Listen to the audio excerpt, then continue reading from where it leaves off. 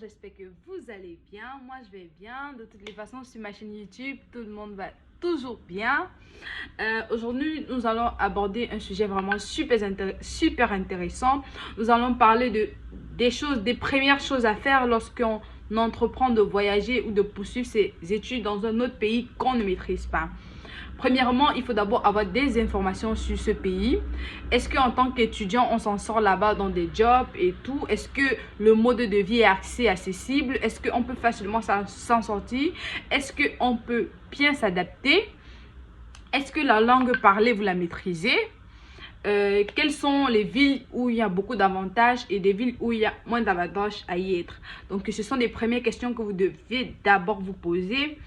Après avoir répondu à toutes ces questions en faisant des recherches, bien évidemment, quand vous avez répondu à toutes ces questions, là maintenant vous entrez dans la procédure en elle-même. Quelles sont les premières choses à faire? Repérez d'abord les universités présentes dans la ville ou le pays où vous voulez postuler en fonction de vos exigences, bien sûr. Après avoir cherché les écoles, les universités, les hautes écoles, écoles privées et tout, quand vous avez fini de recenser tous ces pays-là, prenez toujours la peine d'acheter un calepin, un calepin dans lequel, ou un cahier selon votre convenance, dans lequel vous allez noter tout ce que vous allez trouver.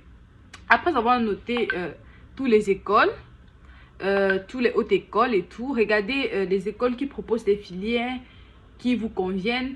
Après avoir regardé des écoles qui ont des filières qui vous conviennent, essayez de regarder aussi le prix, le coût. Est-ce que vous êtes capable de payer vos études? Est-ce que vous pourrez assumer cette charge-là? C'est à vous d'abord de regarder. Quand cela vous convient, bien évidemment, vous rentrez maintenant dans chaque site d'école. Vous regardez. Est-ce que là-bas, le diplôme est reconnu? Est-ce que le diplôme n'est pas reconnu? Est-ce qu'avec le diplôme, je peux travailler partout? Ce sont des choses qu'il faut absolument regarder. Ce n'est pas du tout à négliger. Toutes ces choses que je viens de lister, ce sont des choses qu'on doit faire de prime abord. Et quand vous finissez, maintenant la suite, vous essayez de regarder la constitution du dossier, comment faire pour postuler, quelles sont les conditions à remplir. Généralement, il faut prendre la peine de bien lire et bien regarder parce que parfois, ils donnent des conditions et ils ont encore des conditions qui annulent d'autres conditions. Donc, prendre la peine de bien lire, d'être posé, se concentrer et être le plus concentré possible. Parce que si vous êtes déconcentré et vous n'êtes pas vraiment engagé ou alors vous n'avez pas vraiment l'enthousiasme, je pense que vous serez démotivé rapidement vu que généralement il y a beaucoup de choses à lire, beaucoup de choses à chercher, beaucoup de choses à fouiller. Après, quand vous avez déjà la constitution des dossiers, le meilleur conseil que moi je peux vous donner, ce que moi également j'ai fait, j'avais un calepin où j'ai noté toutes les écoles qui ouvraient et devant chaque école, moi je notais la date d'ouverture, comment postuler. Donc si je prenais par exemple, je dis n'importe quoi, si je prenais peut-être l'université de Liège, j'écris à côté il ouvre le 5 février, on envoie par la poste, les documents sont tant. En fait, ça c'est ce que moi je faisais, donc je pense que ça peut vous aider dans votre démarche. Si vous faites en bachelier, vous prenez la liste. Si vous faites en master, vous faites une liste. Et il faut aussi savoir que vous pouvez aussi postuler et en master et en bachelier en fonction des écoles. Il y a des établissements qui admettent que dans une même école, vous postulez en master et en bachelier. Il y a des écoles qui n'admettent pas, donc vous pouvez postuler en master ailleurs et en bachelier ailleurs. Où vous avez l'admission, vous continuez. Donc ça, ce sont déjà les premières choses à savoir. Quand vous avez déjà recensé tout ça, quand vous avez déjà la date d'ouverture, la constitution de dossier, et vraiment, quand vous notez tout sur un calepin, la vie devient trop facile. Parce que quand le mois de mars commence, direct, tu ouvres ton calepin. Mars, il y a telle école qui ouvre, direct, tu postules. Quand le mois de mai arrive, en mai, il y a telle école, direct, tu postules. Vraiment, la vie devient très simple avec ces stratégies-là. Quand tu prends la peine de tout noter au préalable, vraiment, après, tu ne cours plus sur Internet, tu ne cours plus à faire ci, à faire ça. Et aussi, il y a un sujet que les gens négligent énormément. À partir du moment où vous pensez à faire la procédure, la première chose à faire, c'est toujours faire votre passeport. Pour ceux qui sont qui sont au Cameroun et qui me suivent, vous savez que c'est très compliqué avec les passeports. Donc, quand ce sont déjà pendant les vacances, donc dès que vous finissez votre année scolaire, direct, il faut faire le passeport, sachant que le temps que la procédure suive son cours, vous aurez tout le temps pour que votre passeport sorte. Ou alors, vous serez obligé de faire des passeports express, etc.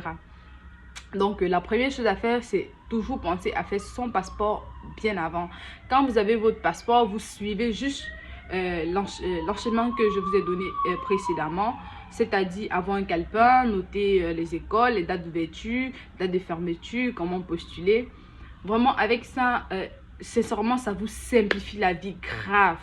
Pour ceux qui ont utilisé cette méthode-là, mentionnez en commentaire pour encourager d'autres aussi à utiliser cette méthode-là. Moi, personnellement, je l'ai utilisée et vraiment, ça a marché super bien pour moi. Je pense que pour vous aussi, ça va marcher si vraiment vous m'écoutez et que vous mettez vraiment en pratique ce que je dis. Je ne sais pas comment expliquer, mais voilà. Pour ceux qui voudront d'amples informations, mentionnez en commentaire. Je vais vous donner mon adresse mail. On pourra discuter par mail et voilà. Donc, c'était un peu le but de la vidéo. Vous montrer comment poser vos premiers pas lorsque vous faites une procédure.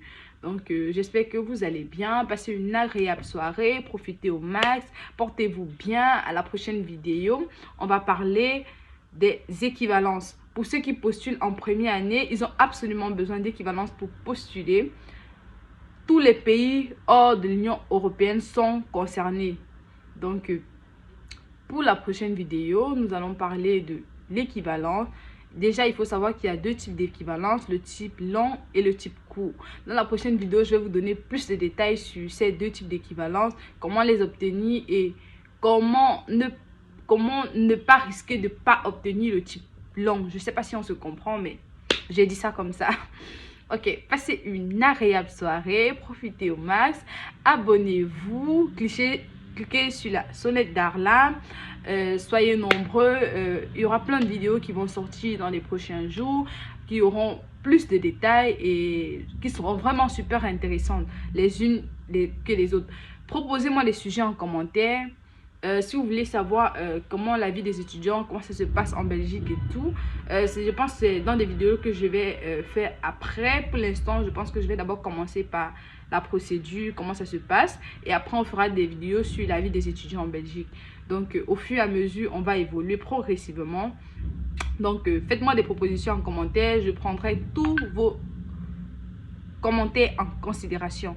Passez une agréable soirée, amusez-vous et surtout restez focus sur vos objectifs. Ne vous laissez pas du tout détourner. Soyez déterminés, organisés et très éveillés.